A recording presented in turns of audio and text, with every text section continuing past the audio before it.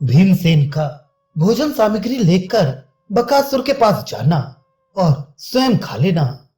युधिष्ठिर बोली, मां, आपने समझबूझकर जो कुछ निश्चय किया है वह सब उचित ही है। आपने संकट में पड़े हुए ब्राह्मण पर दया करके ही ऐसा विचार किया है। निश्चय ही भीमसेन उस राक्षस को मारकर लौट आएंगे, क्योंकि आप सर्वथा ब्राह्मण की रक्षा के लिए ही उस पर इतनी दयालु हुई है। आपको यत्न पूर्वक ब्राह्मण पर अनुग्रह तो करना ही चाहिए, किंतु ब्राह्मण से ये कह देना चाहिए कि वे इस प्रकार मौन रहे कि नगरवासियों को ये बात मालूम न होने पाए। वैशंपायन जी कहते हैं, जन्मेजय, ब्राह्मण की रक्षा के निमित्त युधिष्ठिर से इस प्रकार सलाह करके कुंती देवी ने भीतर जाकर समस्त ब्राह्मण परिवार को सांत्वना दी। तदनंतर रात बीतने पर पांडुनंदन भीमसेन भोजन सामग्री लेकर उस स्थान पर गए जहां वो नरवक्षी राक्षस रहता था। वक राक्षस के वन में पहुंचकर महाबली पांडु कुमार भीमसेन उसके लिए लाए हुए अन्न को स्वयं खाते हुए राक्षस का नाम ले लेकर उसे पुकारने लगे। भीम के इस प्रकार पुकारने से वो राक्षस कुपित हो उठा और अत्यंत क्रोध में भरकर जहां भीमसेन बैठकर भोजन कर रहे थे वहां आया।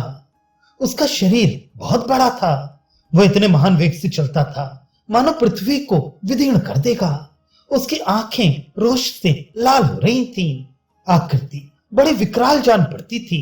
उसके दाढ़ी मूंछ और सिर के बाल लाल रंग के थे। मुंह का फैला कानों के समीप तक था। कान भी शंकु के समान लंबे और नुकीले थे। बड़ा भयानक था वो राक्षस। उसने भौहें ऐसी टेढ़ी कर रखी थी कि वहां 3 रेखाएं उभड़ आई थी और वो दांतों से ओंठ चबा रहा था। भीमसेन को वे अन्न खाते देख राक्षस का क्रोध बहुत बढ़ गया और उसने आंखें तरेर कर कहा, यमलोक में जाने की इच्छा रखने वाला ये कौन दुर्बुद्धि मनुष्य है जो मेरी आंखों के सामने मेरे ही लिए तैयार करके लाए हुए इस अन्न को स्वयं खा रहा है। भारत उसकी बात सुनकर भीमसेन मानो जोर जोर से हंसने लगे और उस राक्षस की अवहेलना करते हुए मुंह फेर कर खाते ही रह गए। अब तो वे नरवक्षी राक्षस भीमसेन को मार डालने की इच्छा से भयंकर गर्जना करता हुआ दोनों हाथ ऊपर उठाकर उनकी ओर दौड़ा। तो भी शत्रुवीरों का संहार करने वाले पांडुनंदन भीमसेन उस राक्षस की ओर देखते हुए उसका तिरस्कार करके उस अन्न को खाते ही रहे। तब उसने अत्यंत अमर्षी में भरकर कुंती नंदन भीमसेन के पीछे खड़े हो अपने दोनों हाथों से उनकी पीठ पर प्रहार किया। इस प्रकार बलवान राक्षस के दोनों हाथों से भयानक चोट खाकर भी भीमसेन ने उसकी ओर देखा तक नहीं। वे भोजन करने में ही संलग्न रहे।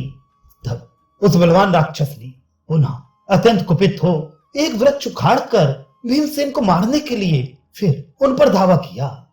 तदनंतर नरश्रेष्ठ महाबली भीमसेन ने धीरे धीरे वो सब अन्न खाकर आचमन करके मुंह हाथ धो लिए।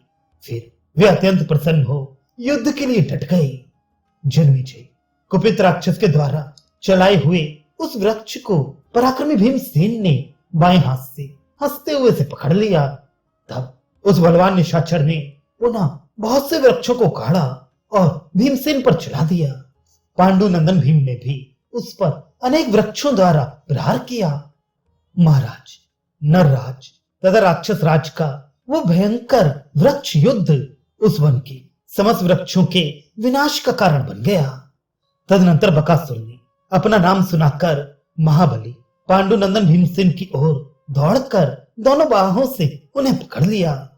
महाबाहु बलवान भीमसेन ने भी उस विशाल भुजाओं वाले राक्षस को दोनों भुजाओं से कसकर छाती से लगा लिया और बलपूर्वक उसे इधर उधर खींचने लगे। उस समय बकासुर उनके बाहुपाश से छूटने के लिए छटपटा रहा था। भीमसेन उस राक्षस को खींचते थे तथा राक्षस भीमसेन को खींच रहा था। इस खींचा खांची में वो नरवक्षी राक्षस बहुत थक गया। उन दोनों के महान वेग से धरती जोर से कांपने लगी। उन दोनों ने उस समय बड़े बड़े वृक्षों के भी टुकड़े टुकड़े कर डाले। उस नरवक्षी राक्षस को कमजोर पड़ते देख भीमसेन उसे पृथ्वी पर पटककर रगड़ने और दोनों घुटनों से मारने लगे। तदनंतर उन्होंने अपने एक घुटने से बलपूर्वक राक्षस की पीठ दबाकर दाहिने हाथ से उसकी गर्दन पकड़ ली और बाएं हाथ से कमर का लंगोट पकड़कर उस राक्षस को दोहरा मोड़ दिया। उस समय वो बड़ी भयानक आवाज में चीत्कार कर रहा था। राजन भीमसेन के द्वारा उस घोर राक्षस की जब कमर तोड़ी जा रही थी, उस समय उसके मुख से बहुत सा खून गिरा।